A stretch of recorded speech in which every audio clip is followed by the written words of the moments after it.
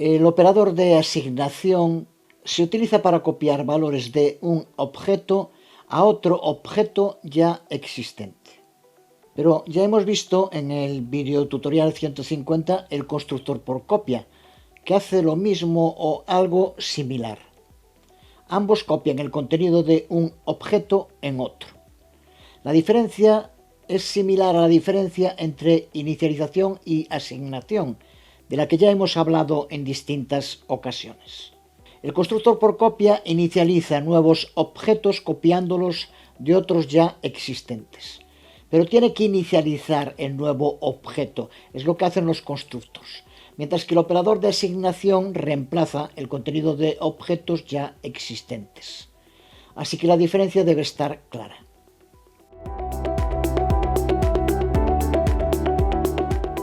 La sobrecarga del operador de asignación sigue las reglas que hemos estado viendo en los últimos videotutoriales sobre las sobrecargas. Señalar que el operador de asignación debe sobrecargarse como una función miembro. Lo vemos en este primer ejemplo, con la clase fracción, en la que hemos añadido una sobrecarga del operador de asignación. Aquí la declaración anticipada. Recuerda que la sobrecarga del operador de asignación debe definirse como función miembro. En su implementación, al objeto implícito puntero des se le asigna el contenido del objeto que se le pasa como operando derecho. Este operador sobrecargado devuelve el objeto implícito, el puntero des, de modo que puedan encadenarse varias asignaciones juntas. Vemos en main varios usos. Hemos incluido un string en la definición de la sobrecarga del operador de asignación para poder ver en la salida cuándo ha sido llamado. Aquí inicializamos el objeto 7/4 usando el constructor de 2 parámetros. En la segunda declaración inicializamos un nuevo objeto de tipo fracción usando el constructor por copia. Lo imprimimos con el resultado esperado. En esta nueva declaración instanciamos un nuevo objeto de tipo fracción con el constructor de 2 parámetros y aquí usamos el operador de asignación sobrecargado para asignar al objeto frac, que contenía la fracción 7/4, el objeto 6/5 que acabamos de crear. Volvemos a imprimirlo. Las otras tres fracciones muestran cómo al devolver la sobrecarga el objeto implícito des podemos hacer asignaciones en cadena. Al final, los tres objetos terminan con la fracción del que se encuentra más a la derecha, con esta asignación encadenada. Sencillo con lo que hemos visto hasta ahora de sobrecargas, así que debería estar claro. Pero el operador de asignación tiene una característica interesante, pero que si no se usa con cuidado también puede ser problemática. Es la autoasignación. Aquí frac4 igual a frac4 es un ejemplo de autoasignación. El compilador convertirá esto en frac4.operator asignación y entre paréntesis frac4. Así que con esta implementación básica del operador de asignación, lo único que hará es que todos los miembros se asignarán a sí mismos, lo que no tiene ninguna consecuencia real en el código, más que sobrecargarlo y perder tiempo. Pero la situación puede cambiar en los casos en los que un operador de asignación tenga que asignar memoria dinámicamente. Puede ser muy útil, pero también puede provocar problemas, especialmente con fugas de memoria. Lo vemos en un nuevo programa.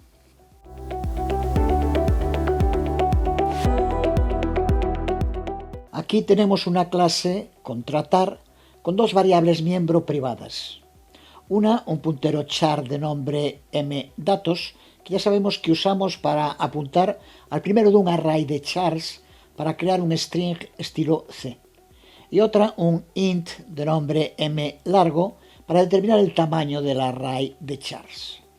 Incluimos un constructor con dos parámetros. Uno de tipo puntero char, con un valor predeterminado de null ptr, para evitar fugas de memoria, y otro int con un valor predeterminado de 0.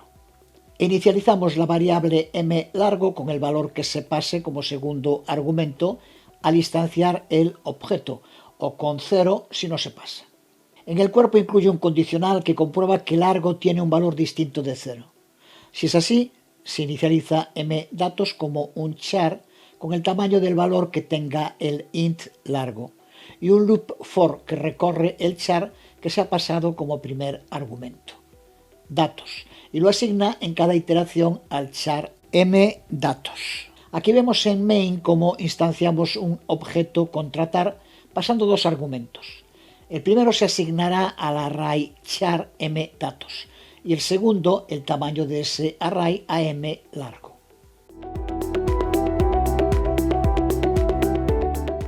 La clase incluye además un destructor que borra mDatos para evitar fugas de memoria.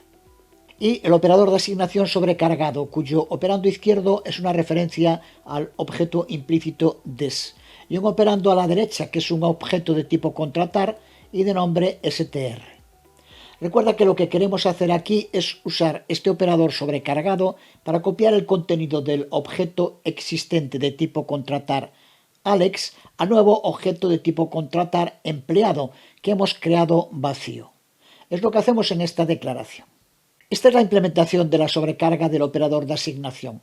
Es menos básica, pero solo con una finalidad explicativa. Lo primero que hace es un operador de asignación, es comprobar si ya existe contenido. Así que empieza con un if que si existe algo en mDatos lo borre. A continuación usa el valor que tenga el parámetro str en la variable mLargo para determinar el tamaño del objeto implícito, el puntero des. En el siguiente paso se hace la asignación. Primero creamos un nuevo char con el tamaño que le pase str.mlargo y se lo asignamos a mDatos del objeto implícito. Y con el uso de un loop for vamos asignando cada uno de los chars de la variable mDatos del parámetro str a la variable mDatos del objeto implícito. La implementación finaliza devolviendo el objeto implícito para llevar a cabo encadenamientos. Si ejecutamos el programa tal como está, vemos que el programa imprime Alex como debería ser. Todo correcto.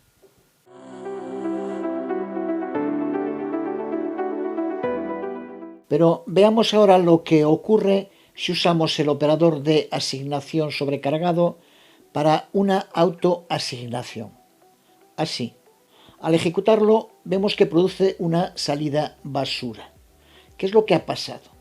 Consideremos lo que sucede con el operador sobrecargado de asignación cuando tanto el objeto implícito des como el parámetro pasado str son el mismo objeto.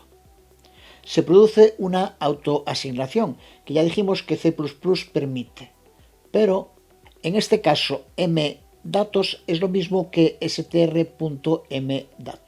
Cuando se ejecuta la sobrecarga del operador de asignación, lo primero que hace es verificar si el objeto implícito ya tiene un string. Y si es así, debe eliminarlo, porque lo que quiere es asignarle el nuevo valor que se le pase como operando a la derecha. Pero en este caso, mDatos del parámetro a la izquierda, el objeto implícito, es Alex, que sí contiene el string Alex. Así que lo elimina. mDatos ha sido eliminado. Pero como el parámetro str y el objeto implícito des son el mismo objeto, el string que queríamos copiar también ha sido eliminado. Con lo que esta operación de autoasignación lo que realmente ha provocado es que tanto mDatos como str.mDatos sean ahora objetos colgantes.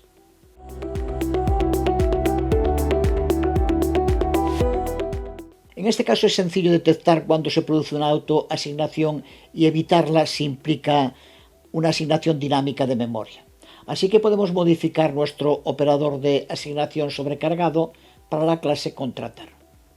Simplemente incluimos un primer condicional que comprueba si la dirección de nuestro objeto implícito es la misma que la dirección del objeto que se pasa como operando a la derecha para copia. Si es así, si el condicional devuelve true, simplemente podemos hacer que nuestro operador de asignación finalice inmediatamente devolviendo el objeto implícito des antes de realizar la asignación. Además, se trata de una simple comparación de punteros, no de objetos contratar, así que no es necesario tener que usar una sobrecarga del operador de igualdad para realizar la comparación. Esta nueva declaración prácticamente no va a tener consecuencias sobre el rendimiento del programa.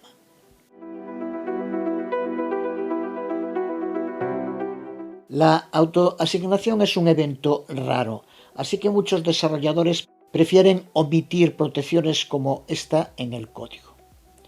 Otros desarrolladores opinan que la mejor práctica es codificar a la defensiva, garantizando respuestas a cualquier posible problema y luego, una vez finalizado el programa, optimizar selectivamente partes no necesarias.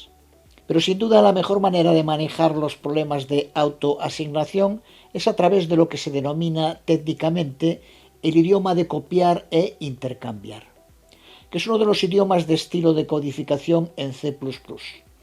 Se trata de un tema en el que profundizaremos al tratar sobre las semánticas de movimiento, pero de momento te aconsejo este excelente artículo en Stack Overflow.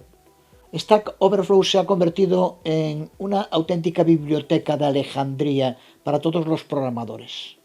Por su amplitud, lo abarca todo, de niveles básicos a extremadamente avanzados. Por su minuciosidad, lo detalla todo. Y por su calidad, la inteligencia colectiva lo matiza y precisa todo. A lo que se une su sistema de promoción y reputación a largo plazo, que elimina prácticamente los trolls.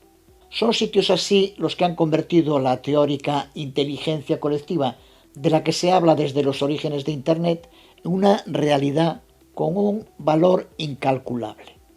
Las buenas universidades deberían estar incluyendo ya en sus currículums aprender a usar correctamente herramientas como Stack Overflow, que de entrada puede ser abrumador, pero que se han convertido en auténticas documentaciones vivas para todos los lenguajes de programación.